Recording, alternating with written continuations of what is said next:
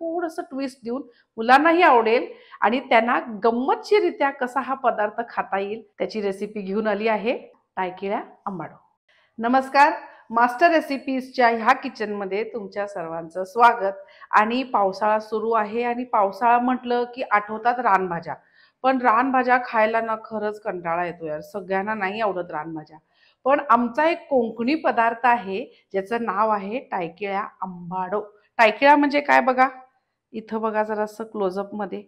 हा असा पाला सहजरित्या आपल्याला आता जंगलात रस्त्याच्या कडेला मिळतो. तोच हा पाला आहे. लहान असताना मला सुद्धा अजिबात आवडत नव्हतं हे खायला. पण जसं मोठं होऊ, जसं आपल्याला त्याचे हेल्थ बेनिफिट समजतात, मग असं वाटतं की नाही, हे सुद्धा आपल्या पोटात जायला पाहिजे. पण मला मात्र वाटतं की माझ्या घरात माझ्या मुलांनी लहान असल्यापासूनच हे खावं. व त्याच्यासाठी मी आज ह्या टायकिळा आंबाडो म्हणजे जी आमची कोकणी रेसिपी आहे त्याला थोडंसं ट्विस्ट देऊन मुलांनाही आवडेल आणि त्यांना गंमतशीररित्या कसा हा पदार्थ खाता येईल त्याची रेसिपी घेऊन आली आहे. चला बघूया टायकिळ्या आंबाडो. साहित्य थोडं बघून घेऊया कारण ह्याला थोडीशी पूर्व तयारी लागते. आता इथं बघा, 1 वाटी मी डोसा राईस घेतलेला आहे, अर्धा वाटी हरभऱ्याची डाळ आणि अर्धा वाटी आपल्याला उडीद डाळ घ्यायची आहे. हे दोन्ही सुद्धा साधारण ड्राय रोस्ट करून घ्यायचं. हे अर्धा वाटी उडीद डाळ आणि अर्धा वाटी हरभऱ्याची डाळ आपल्याला छान कोरडीच अशी परतून घ्यायची. तेल वगैरे काही घालू नका. आता इथं बघा किती छान खमंग असा सुगंध येतो याचा.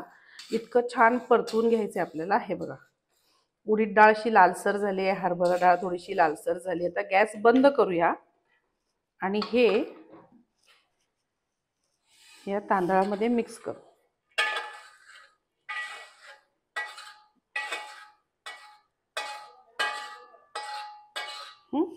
आता हे पाण्याने 2दा स्वच्छ धुवून घ्यायचं आणि मग भिजत ठेवायचं 3 ते 4 तास. असं हे बघा,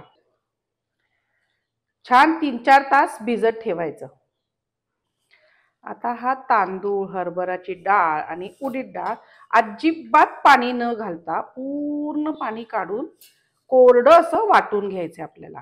खसमशीत, खूप गंध पण नाही वाटायचं, डोश्याच्या पिठासारखं खसमशीत वाटायचं, पण पाणी अजिबात घालायचं नाही.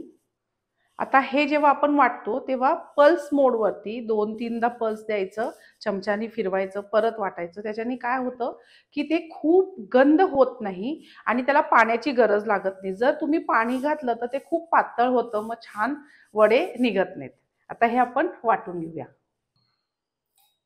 त्याच्यामध्ये एक मोठा चमचा धणे, अर्धा चमचा जिरं आणि मीठ घालायचं. ह्याच्याने काय होतं, क्रश करायला छान जातं. ते पण कुटून घेऊ.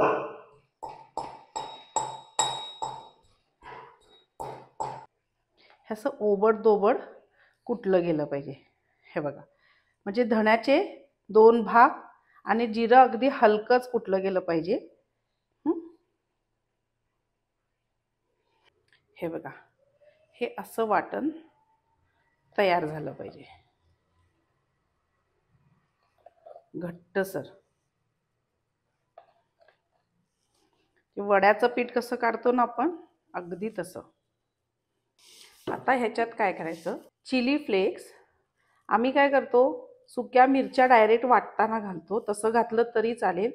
पण हे चिली फ्लेक्स मी घरीच बनवते. मिरच्या थोड्याशा उन्हात वाळवून मग त्याचं असं पावडरसारखं करून घेते. आणि आता ह्याच्यात आपल्याला हा कुटलेला मसाला ह्याच्यात घालायचे आपल्याला. हे टायकिळ्याची पानं, जवळपास 1 जुडी आहे ही. स्वीटकॉर्न घालायचे आहेत. हे कच्चेच घालायचे आहेत, स्टीम वगैरे करायची गरज नाही कारण आपण तळणार आहोत.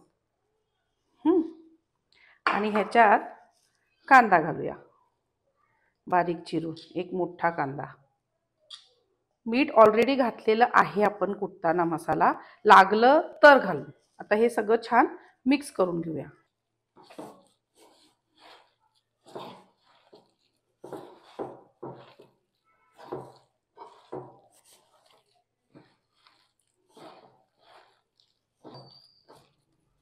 आता वडे काढायला घेऊ. आता काय करायचं, छोटे छोटे असे हातावरच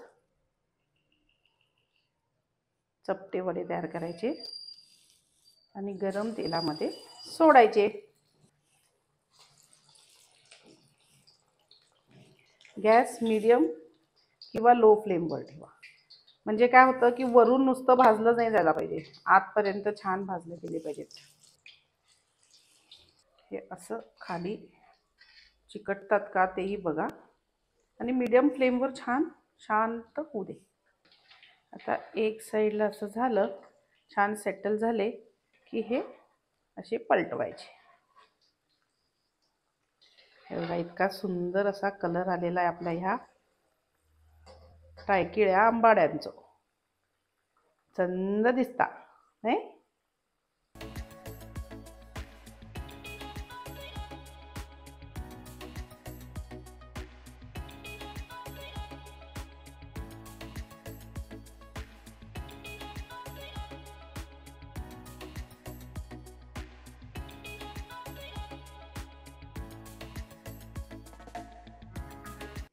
हे बघा किती क्रिस्पी असं मस्त. हे बघा एवढं छान क्रिस्पी होतो आणि आतपर्यंत किती छान शिजलाय आणि खूप टेस्टी लागतं. मला तर म्हणजे असं एवढं टेम्पटिंग झालंय ना. सॉस आणि मेयोनीज.